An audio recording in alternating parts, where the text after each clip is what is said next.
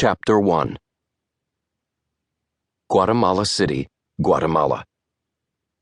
Amy Cahill put on her sunglasses in preparation for a paparazzi mob scene as the plane landed at La Aurora International Airport. But all looked quiet.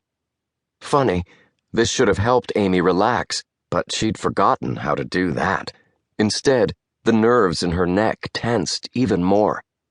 She and the others, her brother, Dan, his friend Atticus, and Atticus's older brother, Jake, deplaned and walked through the airport toward the gate where they would board a chartered helicopter. They'd hired a local pilot who knew how to fly through the volcanic jungle mountains, since landing at Tikal was tricky. "Nice and quiet," Jake said. "For a change." People, normal-looking people in the tourist uniform of shorts, sandals, and t-shirts, sat playing with their mobile phones, walked calmly to their gates, gazed in boredom at the same old duty-free chocolates that seemed to be for sale at every airport. Amy didn't answer. There was nothing to add to Jake's observation other than, "For now," or "We'll see." Besides, she doubted he'd meant the comment for her. He was barely speaking to her, communicating on an as-needed basis.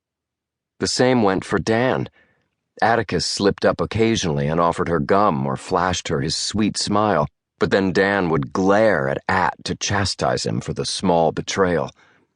Amy told herself it didn't matter if they hated her. She wasn't racing around the world to make friends.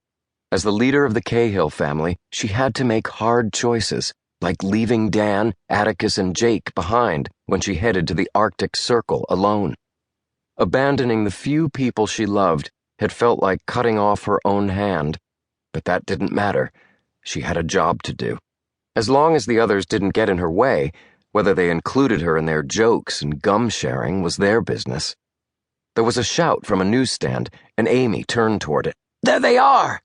The Paps at 2 o'clock, Dan muttered.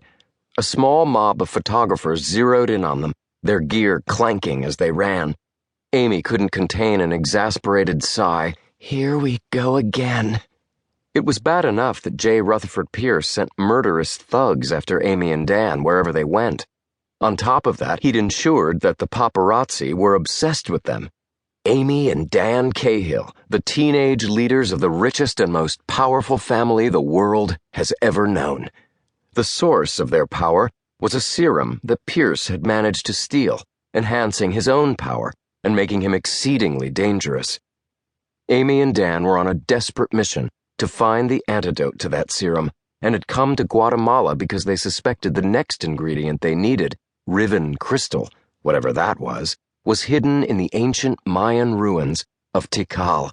But it was next to impossible to conduct a covert operation, or even to hide, when reporters publicized your every move.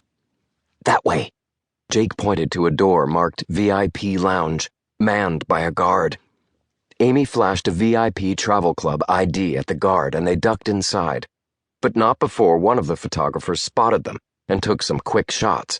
The flash cast eerie shadows on the wall in front of her. She couldn't let the photographers follow them to their waiting chopper. If the paparazzi found out where they were headed, that meant Pierce would know, too. "Amy," the photographer called, "using your privilege to avoid the public?